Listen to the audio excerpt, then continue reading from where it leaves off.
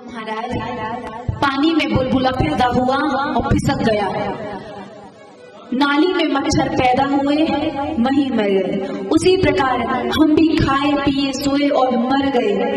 तो महाराज हमारा भी महत्व उन बुलबुल और मच्छर से ज्यादा कुछ भी नहीं है। इसलिए महाराज जीवन लंबा नहीं होना चाहिए, आपने कैसा जिया है वो मायने रखता है।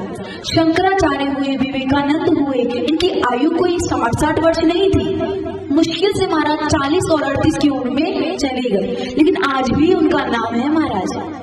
तो जीवन लंबा हो वो नहीं, आपने जीवन में क्या किया ये महत्व है महाराज। और ये जो सत्संग है, संतों का संग है, भजन है, इनकी गंगा तो बहुत हो रही है, इनकी बरसातें तो बहुत बह रही है, लेकिन महाराज पानी बरसता तो बहुत जगह है, पर टिकता कहाँ है? जहाँ गहराई होती है। बड़े बड़े ऊंचे ऊंचे पर्वतों पे पानी गिरता तो है, पर महाराज ठहरता नहीं है, ठहरता वहाँ है जहाँ गहराई होती है। उसी प्रकार गली गली चौराहों पर, टीवी पर, फोन में जहाँ देखो वहाँ सत्संग की बरसात हो तो रही है, पर किसके हृदय में ठहरती है? जिसके हृदय में महाराज गहराई होती है, पात्रता होती है। वरना महाराज एक कान से सुनो दूसरे कान से, और लोग तो तर्क भी देते हैं, 2 कान इसीलिए दिए गए हैं, एक से सुनो और दूसरे से निकाल दो।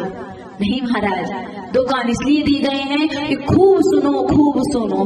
महाराज प्रभु ने तो 10,000 कान मांग लिए थे, वो तो इतने रसिक थे कथा सुनने के, और हम 2 कानों से ही ऊब जाते हैं, लेकिन नहीं महाराज। तो कल के कल प्रसंग में हमने श्रवण किया कि दक्ष उसको इतना अभिमान हो गया, उसने अपने अभिमान वश देवादिदेव महादेव का अपमान कर दिया, और अपने पति का अपमान माता सती नहीं सह पाई, और वही लगा योगाग्नि अपने देह को भस्म कर दिया। महाराज जहाँ योगाग्नि लगाई, कहते हैं वही जो ज्वाला देवी है उनका प्रकट वहीं पर हो गया। बोलिए ज्वाला देवी की, जो 51 शक्तिपीठ में से एक शक्तिपीठ भी है।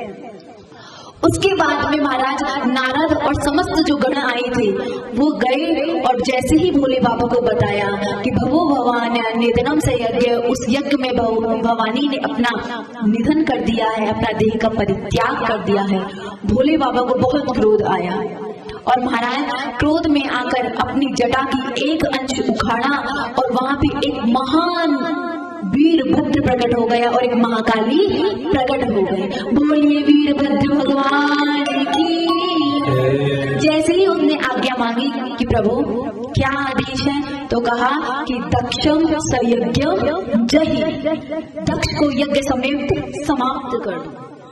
अब यहाँ महाकाली और वीरभद्र चल दिए।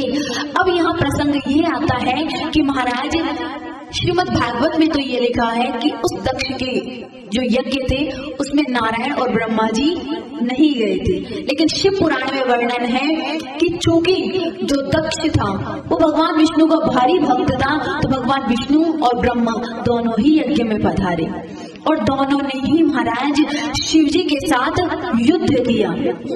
उस यज्ञ में जैसे ही वीरभद्र गए तो महाराज समस्त देवता भागने लगे, तो सबको पकड़ पकड़ के गणों ने कहा कि जब यज्ञ में भाग लेने आए थे तो भाग लेकर ही भागो, बिना भाग लिए क्यों भाग रहे हो। तो महाराज भृगु ऋषि को पकड़ा, उनकी दाढ़ी को उखाड़ दिया, एक पूषा ऋषि थे उनकी बत्ती सी तोड़ दी, जितने भी देवता आए थे उनको अंग भंग कर दिया। अब यहाँ नारद ने ब्रह्मा से पूछा कि विष्णु भगवान तो भारी भक्त बनते हैं शिव जी के, फिर उन्होंने ऐसा क्यों किया, उन्होंने वीरभद्र से युद्ध क्यों किया, ये कथा आप हमें विस्तार से बताइए। तब कहा दाढ़ी जटात संपूज्य शिवम सर्वेश्वरम प्रभु महामृत्युजयम मंत्रम श्रोतग्रम वदामि। प्राचीन काल की एक बात है कि एक शुभ नाम का राजा था, वो अखंड भूमंडल का एक छत्र राजा था, और वो बहुत बड़ा शिव भक्त विष्णु भक्त था, लेकिन उसी के मित्र थे जिनका नाम था दादीच मुनि। दादीच मुनि बहुत बड़े शिव भक्त थे, तो दोनों एक दिन आपस में महाराज मित्र रहते और सत्संग करते। लेकिन एक दिन दोनों में एक बात छिड़ गई। दादीज ने कहा कि समस्त 4 वर्णों में ब्राह्मण वर्ण ही सर्वश्रेष्ठ होता है और ब्राह्मण ही सर्वथा पूजनीय है।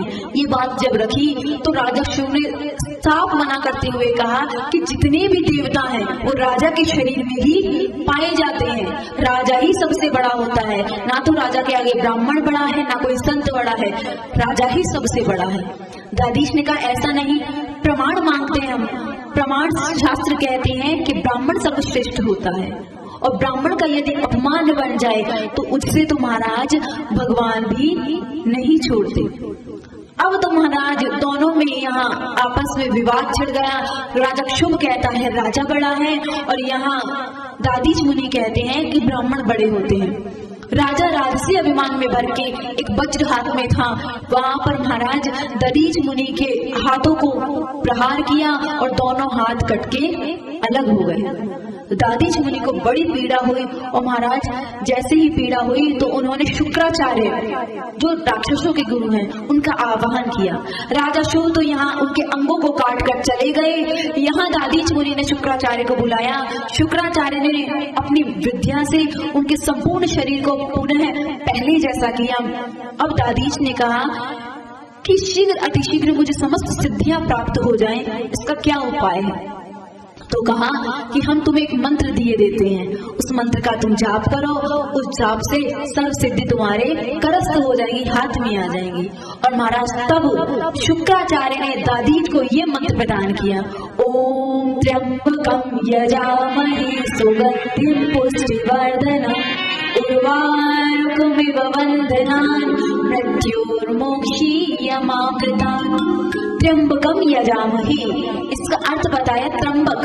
त्र्यंबक अर्थ होता है तीनों लोगों का जो स्वामी है, जो त्रिनेत्रधारी है, अथवा जो रजोगुण सतोगुण और तमोगुण इनका स्वामी है, अथवा जो ब्रह्मा विष्णु महेश इनका स्वामी है, अथवा जो वर्तमान भूत और भविष्य तीनों को पलटने का सामर्थ्य रखता है, ऐसे त्र्यंबक यजामहे उनका हम यजन करते हैं, पूजन करते हैं, भजन करते हैं। त्र्यंबकम यजामहे सुगंधिम पुष्टिवर्धनम, जो समस्त सुगंधित पुष्पों से महाराज सुसज्जित है, अथवा जो जिनका भजन करता है ना उसके जीवन में सदैव महाराज महक आ जाती है। सुगंधिम पुष्टिवर्धनम, अथवा जो समस्त लोगों का पोषण करता है, ऐसे शिव जी को हम प्रणाम करते हैं। त्र्यंबकम यजामहे सुगंधिम पुष्टिवर्धनम उर्वारुकमिव वन्दनान्। उर्वा कहते हैं महाराज खरबूजे को अथवा खीरे को।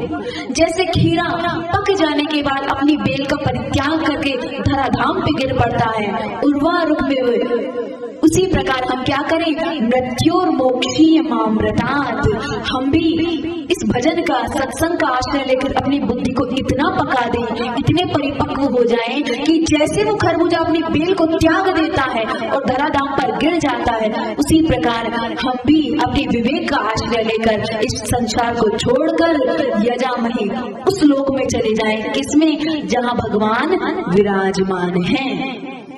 इस प्रकार बहुत सुंदर इस महामृत्युंजय का मंत्र दिया और कहा जो भी इसका जाप करता है, जितनी भी सिद्धियां हैं वो उसके हाथ में आ जाती हैं और तुम्हें जो भी चाहिए तत्काल शिव इस मंत्र से प्रसन्न हो जाते हैं। यहाँ एकाकी वन में जाकर भगवान भोलेनाथ का दादीज ने बहुत सुंदर महाराज इस मंत्र का जाप करते हुए हजारों वर्ष तक तपस्या की। भोलेनाथ प्रकट हो गए और मांगा, कहा कि तुम वरदान मांगो। तो दादीज मुनि ने कहा मुझे 3 वरदान चाहिए। पहला वरदान तो मैं ये मांगता हूँ कि मेरी जो हड्डियां हैं ये वज्र की हो जाएगी, और दूसरा कहा कि मेरे ऊपर अस्त्र शस्त्र का कोई भी प्रभाव ना हो, और तीसरा मैं अधीन हो जाऊं। जो ब्राह्मण होते हैं प्राय दीन होते हैं महाराज, सबसे कुछ ना कुछ अपेक्षा रखते हैं। अब तो यहाँ पर महाराज कहा कि मैं अधीन हो जाऊं, किसी के सामने भी दीनता प्रकट ना करूं। इस प्रकार महाराज 3 वरदान लिए और यहाँ दादीज मुनि वरदानों से समलंकृत होकर राजा शुभ के पास गए और राजा शुभ के महाराज मस्तक पर एक चरण का प्रहार किया तो राजा सिंहासन से नीचे गिर गया। अब राजा ने अपने वज्र से खूब प्रहार किया, अस्त्र शस्त्र खूब चलाए, पर यहाँ दादीज मुनि पर कोई भी प्रभाव हुआ ही नहीं। राजा शुभ गया जंगल में जाकर विष्णु भगवान का पूजन करने लगा। अनेकों वर्षों तक शुभ ने भी तपस्या की। विष्णु भगवान प्रकट हुए, वरदान मांग लो। तब वरदान मांगा कि महाराज उस दादीज को मैं परास्त कर सकूं, ऐसी विद्याएं आप हमें दे दीजिए।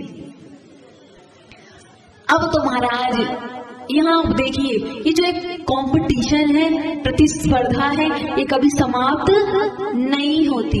इसलिए जो वास्तविकता में भक्त है वो किसी से भी कंपटीशन नहीं करता। क्यों? क्योंकि महाराज उसके पास इतना है, हमारे पास नहीं है। आपकी ये चाहना रहेगी तो जीवन भर दुखी ही होगे।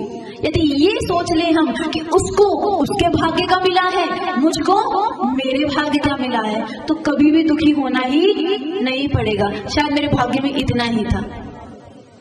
और महाराज कहते हैं संत कि यदि भाग्य में होगा तो भाग कर आ जाएगा, और भाग्य में नहीं है तो आया हुआ भी भाग जाएगा।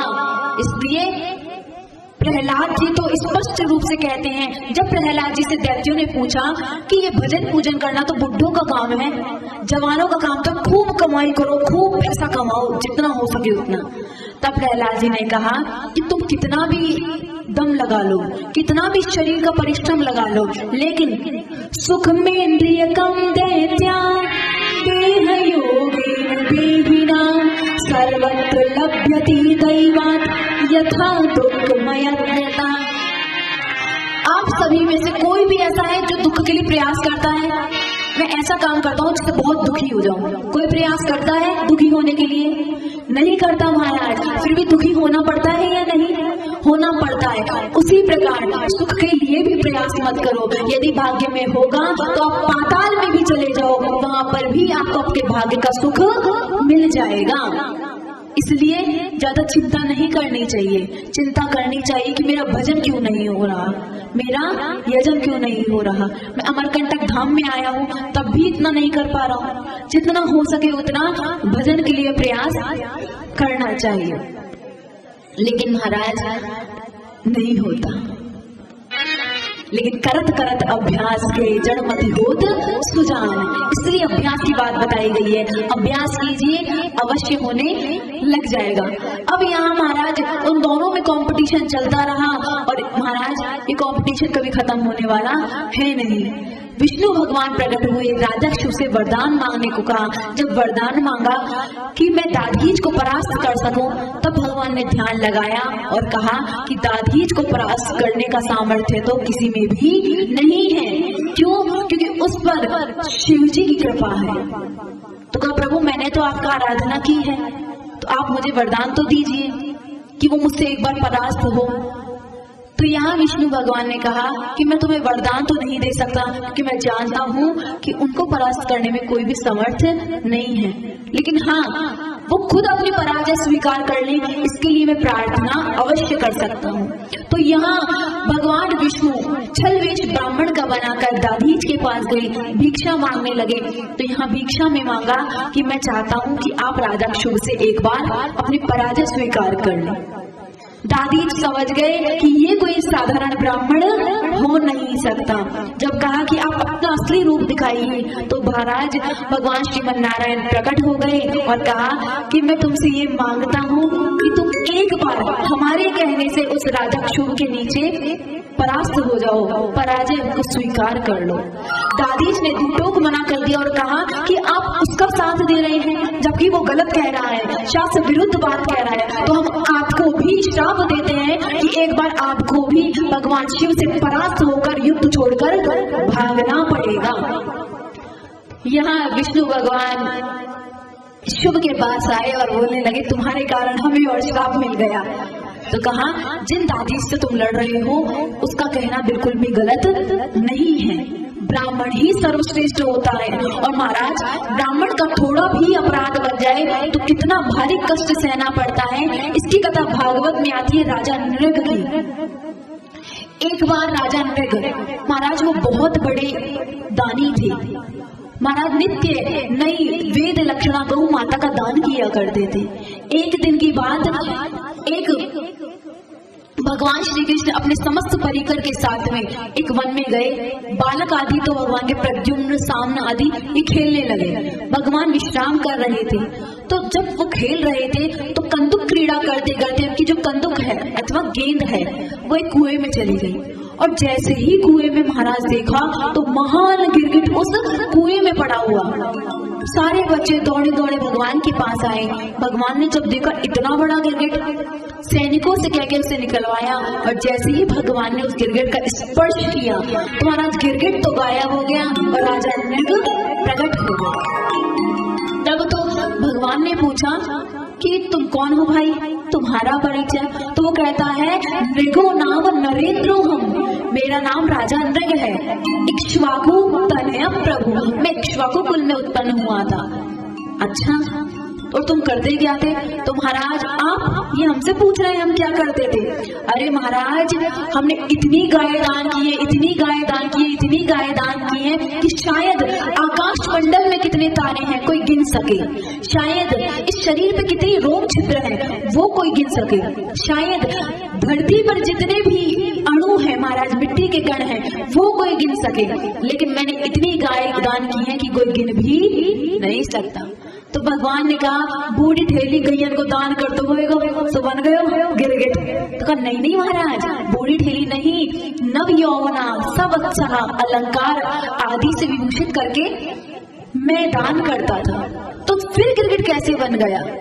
तब कहा कि एक बार जब मैं गाय दान कर रहा था तो एक अकिंचन ब्राह्मण जो किसी से कुछ नहीं लेते थे, मात्र गोदुग्ध पीकर ही अपना गुजारा चलाते थे, उनकी गाय मेरी गाय में आकर मिल गई। मैंने सोचा मेरी है तो मैंने उसे किसी और ब्राह्मण को दान कर दी। अब ये ब्राह्मण यहाँ से दान लेकर जा रहे थे, वो अपनी गायों को ढूंढते हुए आ रहे थे। दोनों बीच में टकरा गए। इन्होंने कहा मेरी गाय है, इसने कहा मैं अभी अभी दान से लाया हूँ। दोनों लड़ते झगड़ते आए, मेरे पास आए तो मैंने कहा इनकी गाय है, इनको दे दो, मैं तुम्हें दूसरी गाय दे देता हूँ। वो ब्राह्मण ने कहा नहीं, मैं लूंगा तो यही गाय लूंगा क्योंकि मैंने दान लिया है आपसे संकल्प सहित। और उन्होंने कहा कि आप ले लिए दूसरी गाय, तो उन्होंने कहा हम किसी से कुछ नहीं लेते, हम अकिंचन ब्राह्मण हैं, हमें तो मेरी ही गाय चाहिए। अब तो महाराज राजा नृग कहता है कि मैं उन दोनों ब्राह्मणों का महाराज कोई निर्णय नहीं ले पाया, तो वही वो दोनों अपनी गाय को छोड़कर चले गए। और जब मेरी मृत्यु हुई तब यमराज ने कहा कि पहले पाप भोगना है या पुण्य। तो मैंने पूछा पाप कितना है और पुण्य कितना है? तो कहा पुण्य तो तुम्हारे बहुत है पर पाप एक बन गया है कि तुमसे गलती से ब्राह्मणों का अपमान हो गया है। तो कहा पहले पाप भोगना चाहता हूँ। तब राजा नृग कहता है कि पाप के स्वरूप मुझे गिरगिट की योनि मिली और आज मेरे समस्त पुण्य उदित हो गए हैं कि आपके शरीर का श्रीअंग स्पर्श पाकर मैं अपने दिव्य लोक को जा रहा हूँ। तो महाराज कहने का अर्थ ये है राजा ने क्या जानबूझ के ब्राह्मणों का अपमान किया? नहीं, वो तो गलती से हो गया था। तो जिससे गलती से हो गया उसको गिरगिट बनना पड़ा। तो जो जानबूझकर ब्राह्मण का धन हरण करना चाहता है अथवा ब्राह्मणों को महाराज नुकसान पहुंचाना चाहता है, अपमान करता है, उसकी तो दुर्गति होती है। और श्री कृष्ण कहते हैं विष्टायाम जायते क्रमी, उसको तो सैकड़ों वर्ष तक महाराज नाली का कीड़ा बनना पड़ता है। पर कैसे ब्राह्मण? ब्राह्मण भी भूले नहीं, वो ब्राह्मण महाराज जो कर्म से भी ब्राह्मण हो और जन्म से भी ब्राह्मण हो। संध्या गायत्री की जो उपासना करता है वो ब्राह्मण महाराज। इस प्रकार बताया गया।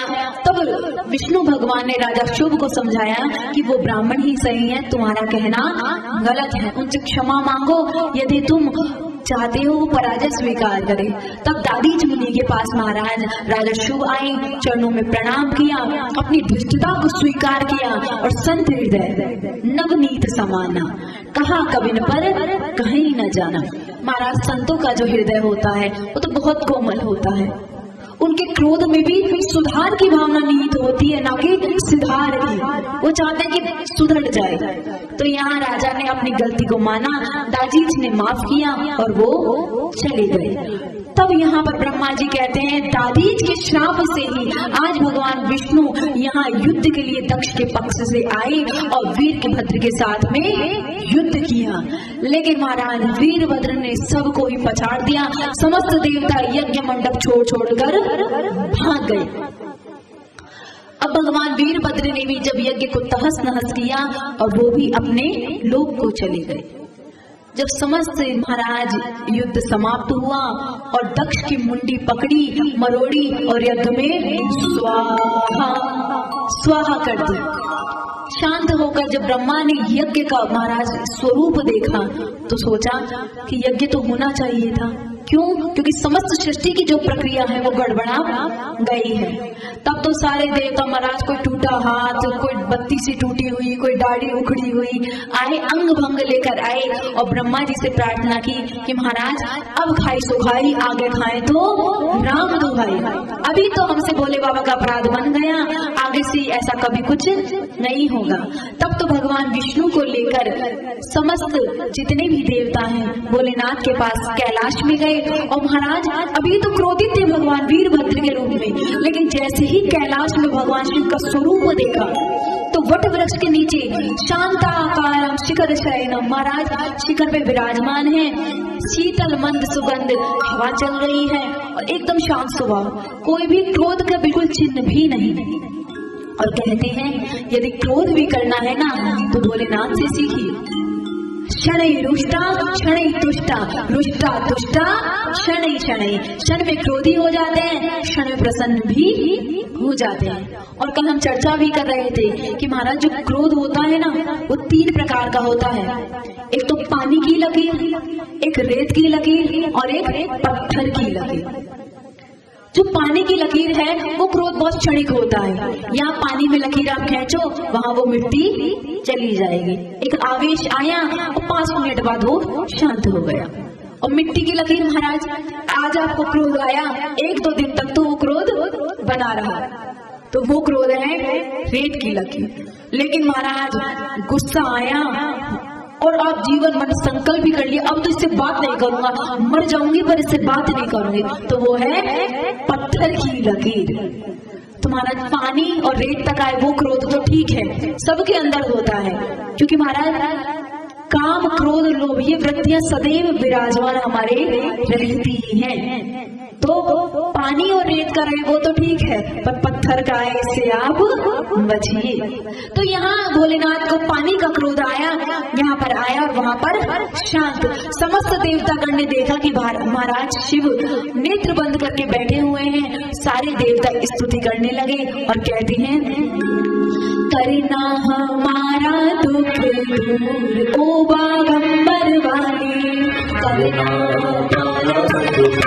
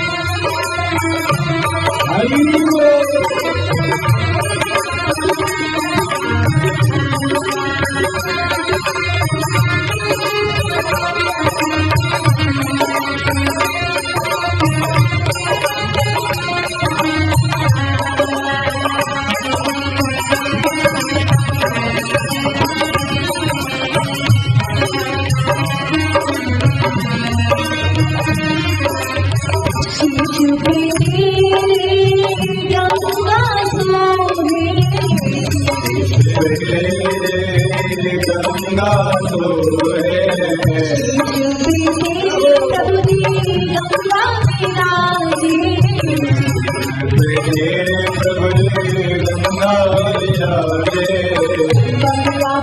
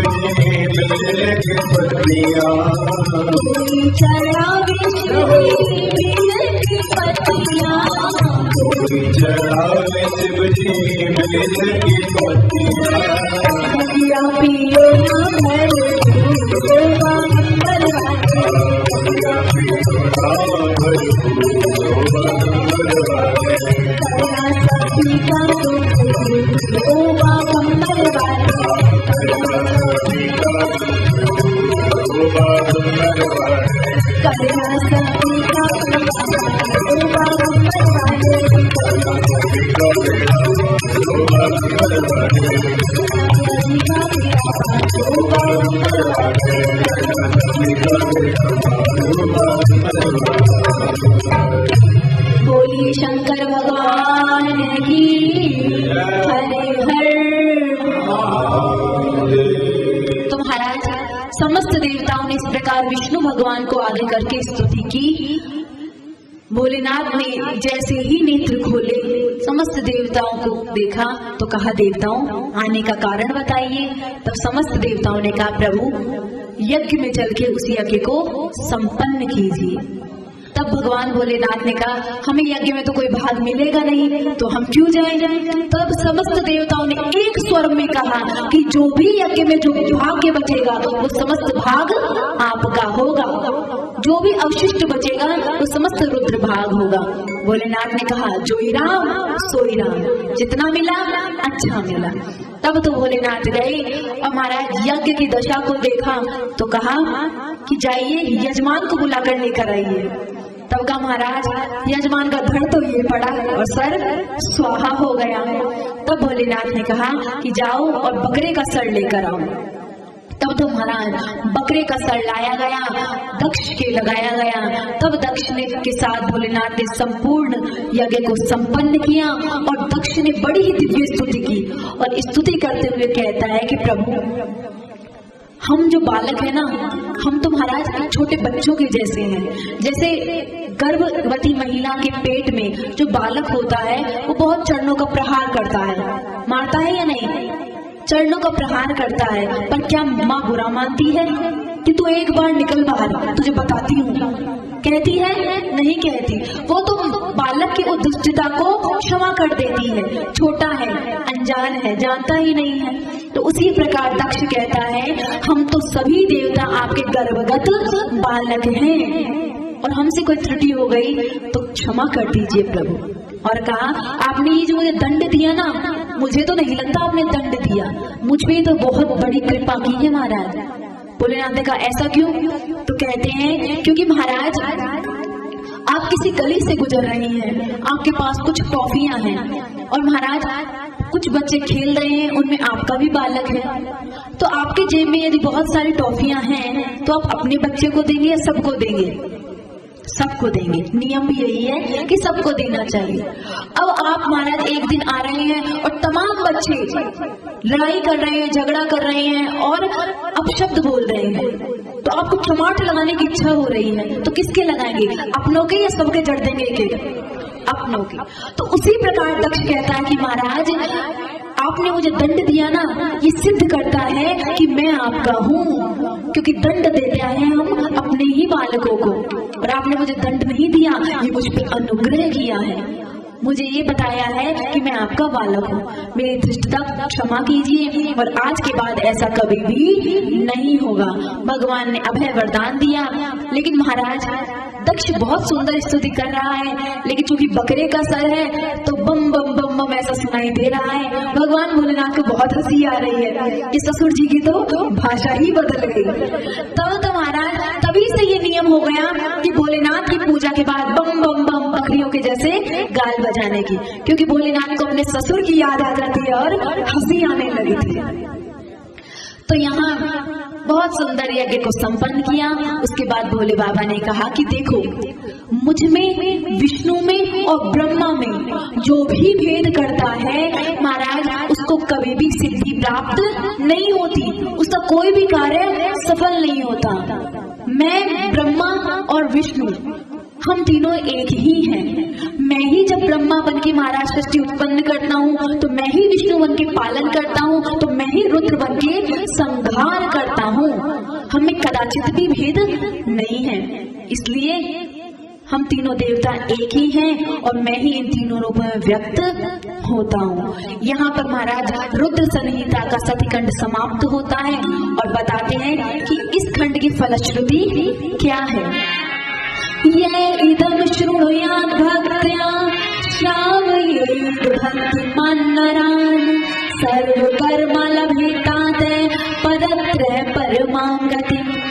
जो भी इस कथा को श्रद्धा पूर्वक सुनता है उसकी समस्त मनोकामनाएं पूरी होती हैं और अंत में वो शिव लोक का अधिकारी होता है। बोलिए शंकर भगवान की।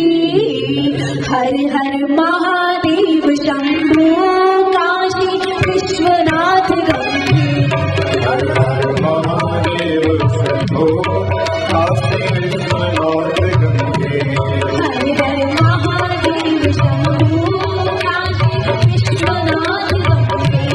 हर हर महादेव शंभो काशी विश्वनाथ गंगे।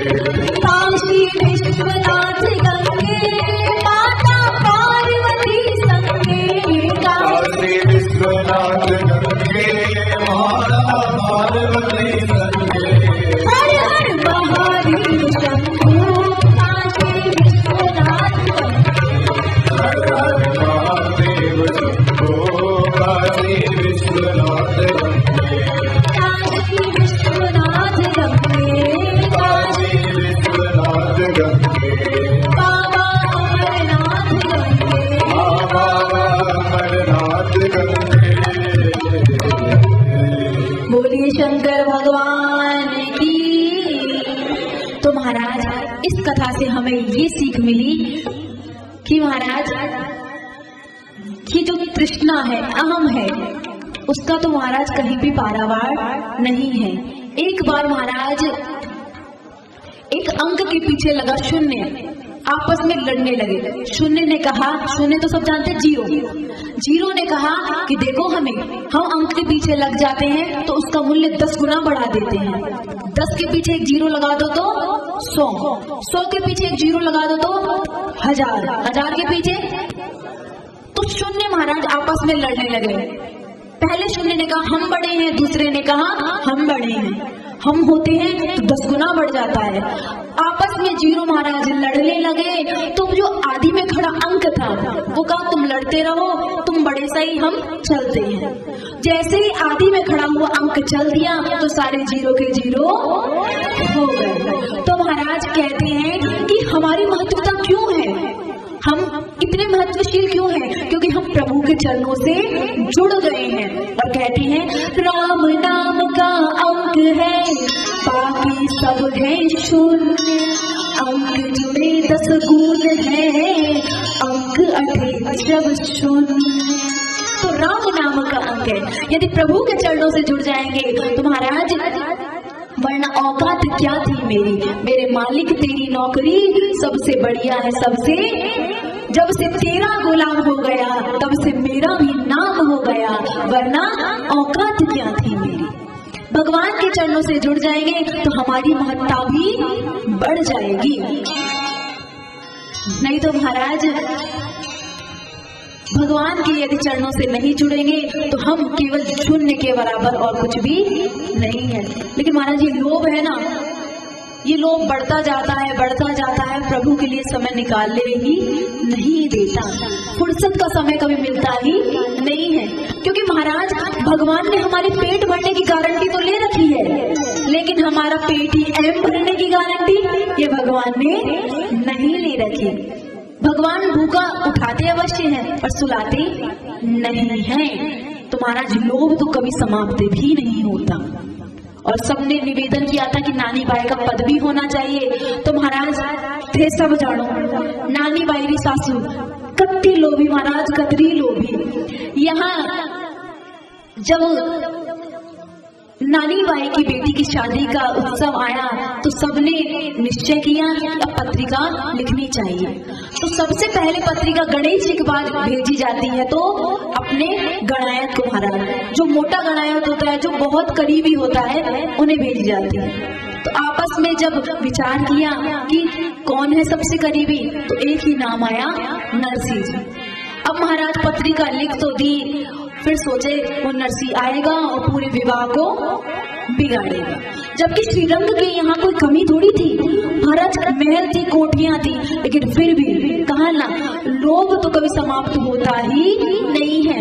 लोभ की दो प्रवृत्तियां होती हैं, इतना तो है, इतना और आ जाए, इतना तो है, इतना और आ जाए।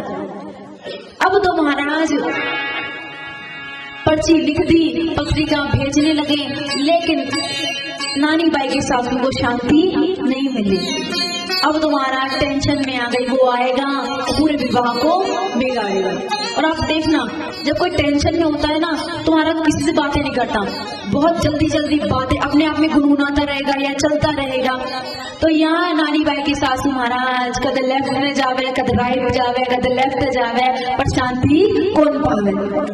अगर दादी सासू आई और महाराज नानी बाई की सासू से बोली, बेटा कई बात है तू बता तो सही। बुजुर्ग सब जानना चाहते हैं, जो बूढ़े बुजुर्ग होते हैं उनको हर चीज का, कौन आया था, कितना लेकर गया, क्या लेकर गया। बूढ़ों को सब जानना होता है और बच्चों को कुछ बताना नहीं होता। उनको ये लगता है कि हमारे मामले में क्यों इंटरफेयर कर रहे हैं। तो महाराज यहाँ दादी सासू ने कहा कि बता तो सही, तू क्यों दुखी है महाराज, कई बातों की बता तो सही।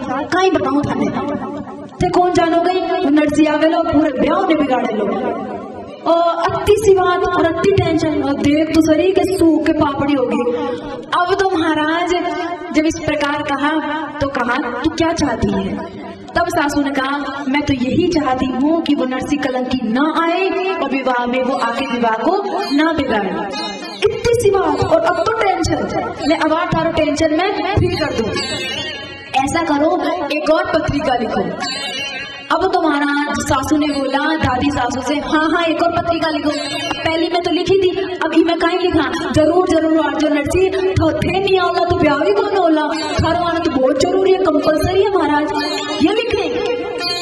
दादी सासू बोली तू तो पूरी गेली है, पूरी बात तो सुन, एक और पत्रिका लिखो और उसमें इतना मायरा लिखो, इतना मायरा लिखो, कितना, नरसिंह तो क्या, नरसिंह की 7 पीढ़ियां भी ना दे सके। और नीचे नोट में लिख देना विशेष, इतना मायरा हो तो आना, नहीं तो वही झांझ कर ताल बजाना। महाराज तब जब नरसिंह जी से कुछ मांगने की बात आई, तब तो महाराज सारा जितना भी गणाया था सब भेड़ा हो गया।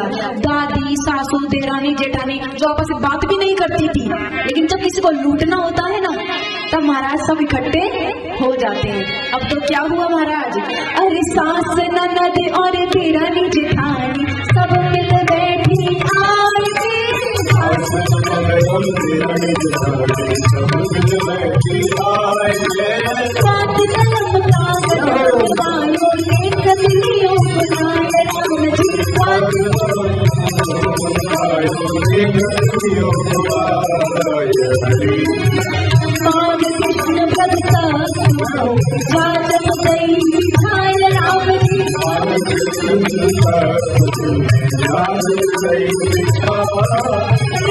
सकल विराम नागर कुल को राम जी क्यों तो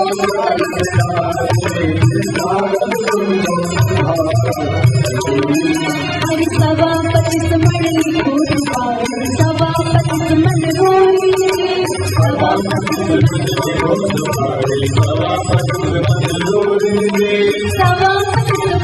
हो गई वो और बाकी गोरी राम जी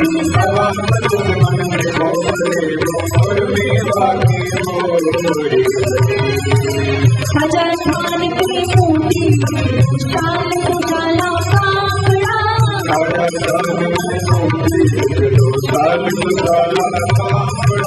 सत्ता पर नरसीरा व्याही पखड़ा बन छे पाकड़ा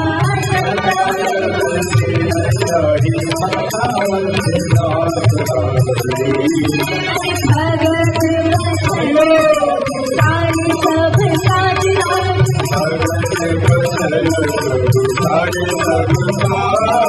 राजी पैरा माया ठाकुर जी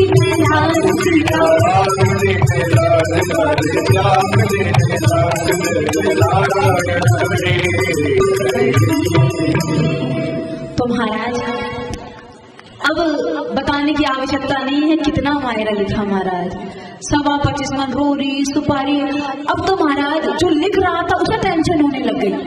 नारायण देवर तो बोलता है महाराज दादी मैंने ये तो सुना है कि रोली लगती है पर 2 रुपया की रोली में तो पंडित जी पूरी शादी कर लेते हैं। अरे 5 रुपया की रोली में तो पूरा शिव पुराण हो गया और 25 मन रोरी अब की रोली ना तो काई कर सी। अब तो हमारा दादी सास बोली तू आण तो दे, पहली बात तो आए ही नहीं और यदि आ भी गई तो ये बात हमारा दीपावली पर रोली ही बोतले से आप महाराज उपयोग देखो थे उपयोग। तो दादी रोली को तो यो काम हो जाओ पर सुपारी 2 सुपारी में तो महाराज पूरा विवाह निपट जाएगा। 1 सुपारी में गणेश जी बनावे शिव पुराण भी निपट जाएगा। तो 25 वर्ष सुपारी अपनी सुपारी नो काहे कर सी। अब बोली तू आठ तो दे। पहली बात तो वो लाए नहीं, उसके पास है ही कहीं कि वो ले रहा लो फिर भी ले आवे आपा परचुनी वाला ने बेच दे अति कहीं टेंशन करी।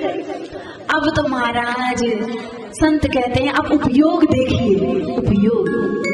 तब महाराज सब कुछ हो गया लेकिन बूढ़ ले प्यायण ने तो उपजी सलाह और माने तो पग दोबड़ लिखो सोनेरी सिला। अंत में डोकरी बोली तुम तो कुछ भी ले लो पर मुझे तो सिला चाहिए। नारायण देवर ने बोला तुझे कितने पत्थर चाहिए अभी बाहर से ले आता हूँ। अब तो डोकरी बोली एड़ी वेड़ी पत्थर को माने तो 2 सोने का भाटा चाहिए। थारे दादा का जमाने का हमारे मन में थी कि दादाजी मैंने गिफ्ट कराए पर दादाजी तो चला गया बे तो गिफ्ट कौन कर गया नरसी दे दे मैंने। तो नारायण देवर ने कहा दादी एक ही पत्थर मांग ले 2 पत्थर। तो कहा नहीं सर्दी बहुत पड़ती है ना एक पर बैठियो और दूसरा पर पग रगड़ से। महाराज उपयोग देखो। तो कहने का अर्थ ये है कि जो लोभ होता है ना कितना भी आ जाए आपके पास में लेकिन जो चाहना है और आ जाए और आ जाए और आ जाए ये कभी खत्म नहीं होती। जो तृष्णा है ना उसका पेट बहुत बड़ा है महाराज। यहाँ पर वाल्मीकि जी ने कहा है कि त्रिलोकी की संपत्ति भी 3 लोकों की संपत्ति भी यदि एक व्यक्ति को दे दी जाए ना तब भी महाराज उसकी तृष्णा समाप्त नहीं होगी। तो अब तो अरबों की संख्या है तो बताइए कैसे शांति हो। और हमारा ये सोचना कि इतना पैसा हो जाए फिर टेंशन फ्री हो जाऊंगा ये तो कहते हैं ना समझी की बात है। पैसों से सुख तो कभी हो ही नहीं सकता। यदि धन से सुख होना होता तो सबसे ज्यादा सुखी होता तो रावण होता। महाराज जिसके घर में सोना नहीं जिसका घर ही सोने का है बताओ उससे कौन पैसे वाला होगा। तो मतलब पैसे में तो सुख नहीं है। तो क्या स्त्री में सुख है? तो कहा स्त्री के लिए तो कहा जाता है कि जब हनुमान जी महाराज रामचरितमानस में तो वर्णन नहीं है पर वाल्मीकि में वर्णन है कि हनुमान जी महाराज जब सीता का अन्वेषण करते हुए लंका में पधारे तो कहते मंदोदरी इतनी सुंदरी थी कि रावण के पास जब मंदोदरी को देखा तो हनुमान जी को भ्रम हो गया कहीं सीता माता तो नहीं क्योंकि वही इतनी सुंदर हो सकती है।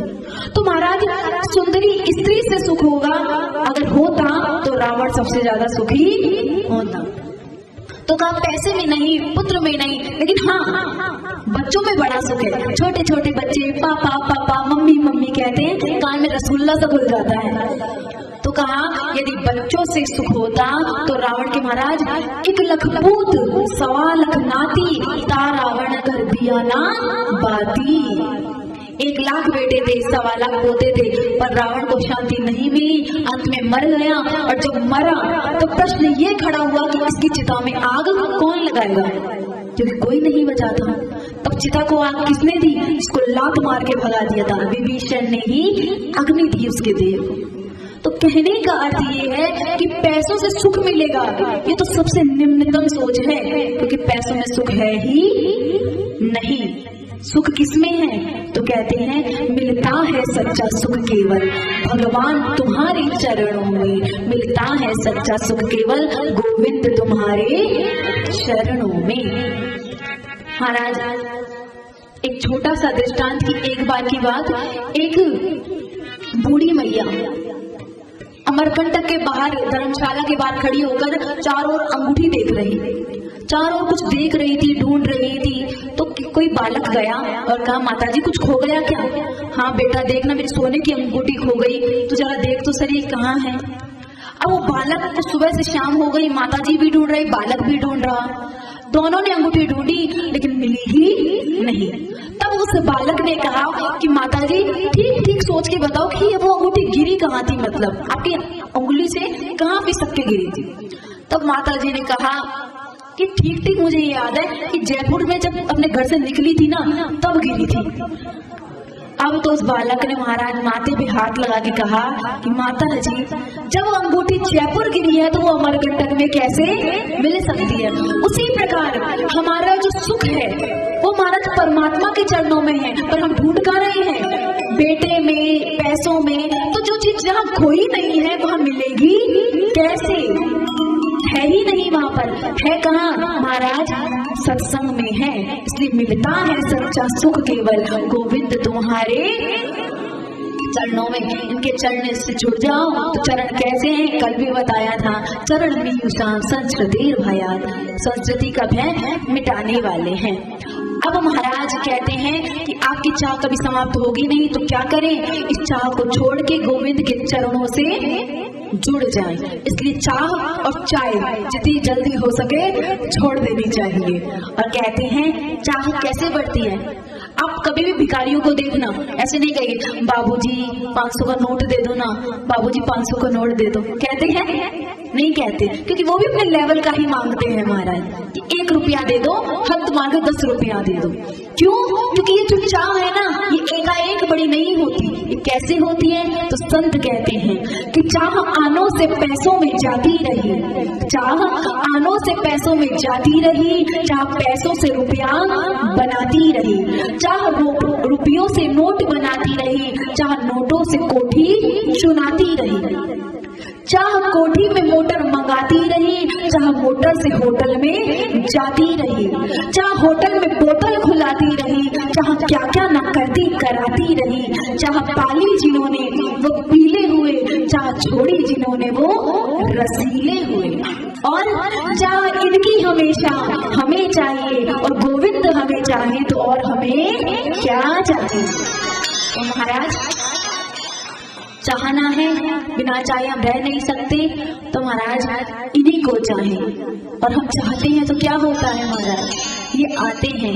आप सोचते हो कि भगवान नहीं आते, महाराज अवश्य प्रभु आते हैं। और भगवान से एक ही निवेदन करें, क्या कि तारा है सारा जमाना, शाम हमको भी तारा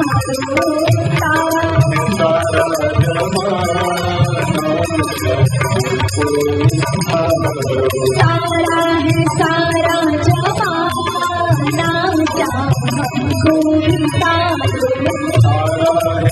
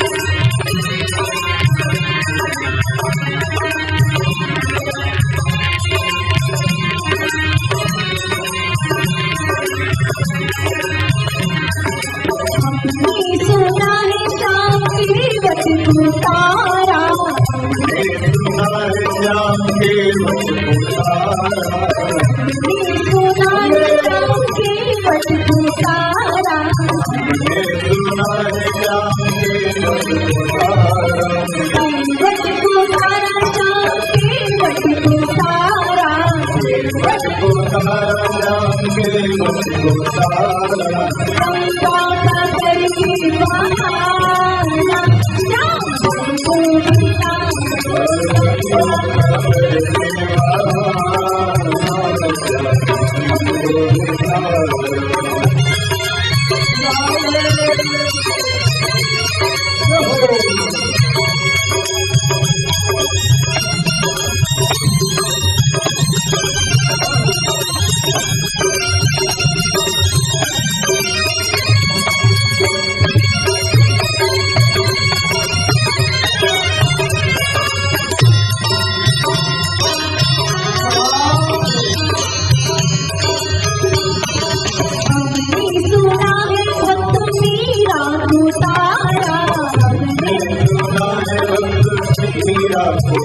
हमने सुना है श्याम मीरा पुकारा मीरा पुकारा माँ जग से उबारा जय हरि कांकर की बहाना